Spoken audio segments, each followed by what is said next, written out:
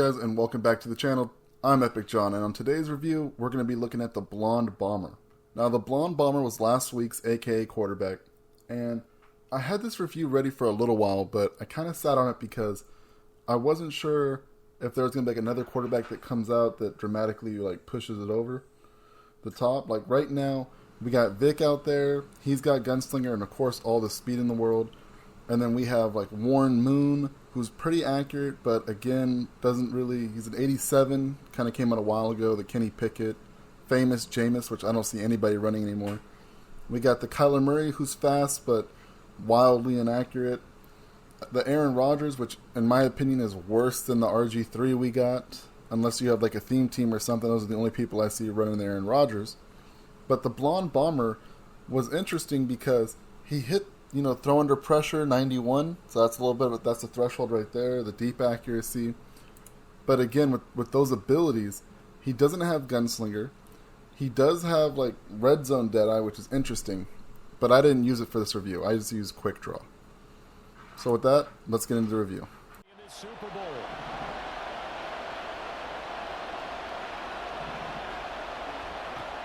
They'll set up to throw. That is caught by the tight end Kittle. Touchdown, 49ers. Here now, 2nd and 4. He'll look to throw.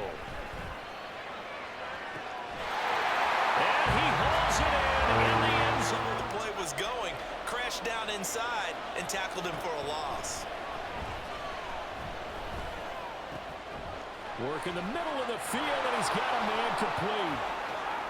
Touchdown, 49ers. Michael Mayer, 40 yards. After the touchdown we just saw, we have a brand new ball game. And now look at the situation. You've got plenty of time on the clock defensively. Through an opening, and there he goes. Touchdown, 49ers. Get a couple of first downs, run some plays, run some clock, allow their defense to get a chance to catch their breath, settle down, and relax a little bit after they just gave up a score. And now a hook up downfield on 2nd down. And he'll go down. 3rd and 3. They'll look to throw again.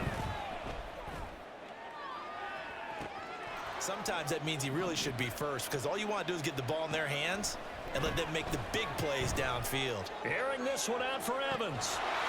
And he hauls it in. They'll stick with the passing game as he looks to throw. Going up top. And this is caught. Touchdown, 49ers. Frank Gore, 45. His career stats, Charles, they're so good. He leads in so many categories that we can't even get to them all. Yeah, what do they say? He combines ridiculous statistical supremacy with crazy longevity. Touchdown, 49ers. 7 on 2nd and goal. On play action, they'll throw. And it's complete. In the end zone, touchdown, 49ers. DeAndre Hopkins. This Terry Bradshaw has slipped some crazy passes in, especially that high point in the end zone. I thought for sure it was going to be a pick, but he gets just enough air under it so that it's a completion, which is really, really crazy. I do like the velocity he has on the ball. His throw power is pretty nice. But there are some issues I had with Terry Bradshaw. I'm going to show those now. Now on 3rd and forever, he'll look to throw. Oh, he had a man open. They'll set up to throw. Oh, he had a man running